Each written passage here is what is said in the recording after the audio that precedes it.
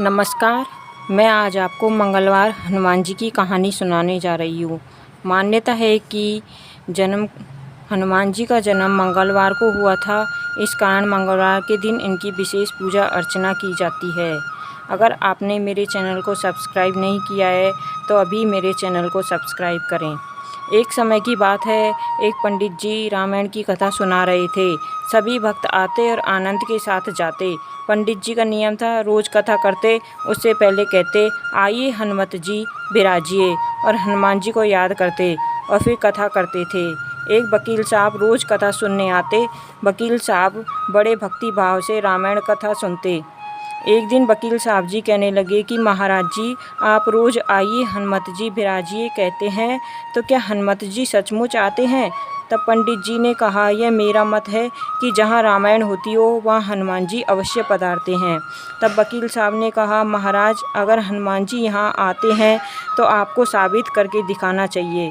तब पंडित जी ने वकील जी को समझाया कि आस्था को किसी सबूत की कसौटी पर नहीं कसना चाहिए। यह तो भक्त और भगवान के बीच का प्रेम रस है। लेकिन वकील साहब नहीं माने और कहने लगे, ये बात आप हर जगह कथा करते हैं तब कहते हैं, तो महाराज आपको तो आज साबित करना ही होगा कि हनुमान जी कथा सुनने आते हैं। इस तरह दोनों के बीच वाद विवाद होता रहा। तब हारकर पंडित जी ने कहा, हनुमान जी आते हैं या नहीं इसका सबूत मैं कल दिखाऊंगा, और जिस गद्दी पर हनुमान जी को विराजमान होने को कहता हूँ उस गद्दी को आज अपने घर ले जाएं और कल अपने साथ इस गद्दी को लेकर आना, और फिर कल मैं गद्दी को यहाँ रखूँगा और कथा से पहले हनुमान जी को बुलाऊँगा और फिर आप गद्दी को ऊंची करना।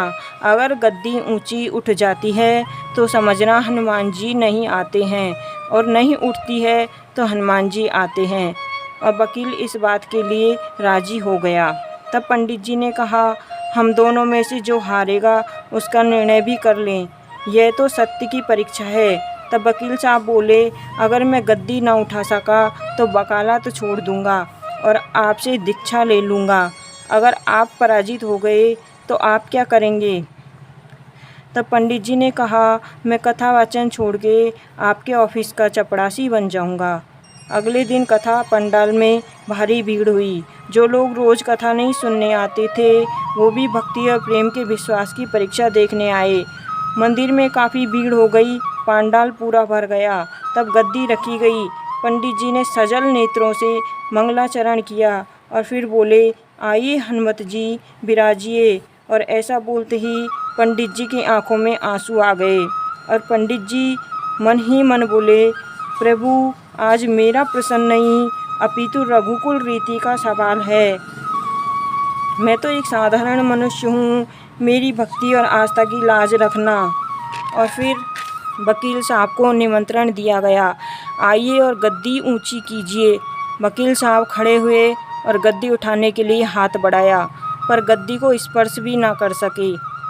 उन्होंने 3 बार हाथ बढ़ाया, किंतु तीनों बार असफल रहे। पंडित जी देख रहे थे, गद्दी को पकड़ना तो दूर, वकील साहब गद्दी को छू भी ना सके।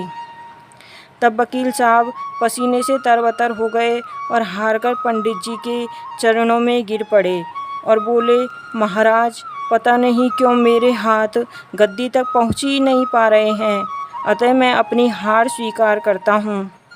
कहते हैं कि श्रद्धा से की गई भक्ति और आराधना में बहुत शक्ति होती है। मानो तो भगवान, नहीं मानो तो पत्थर। प्रभु की मूर्ति तो पत्थर की होती है, लेकिन भक्त की भक्ति से उसमें प्राण प्रतिष्ठा होती है और प्रभु वहाँ स्वयं विराजते हैं।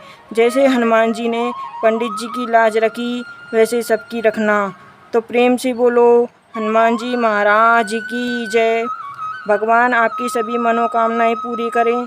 अगर आपको मेरी कहानी अच्छी लगी हो तो मुझे लाइक करें, सब्सक्राइब करें और कहानी को शेयर करें। धन्यवाद। आपका दिन शुभ हो।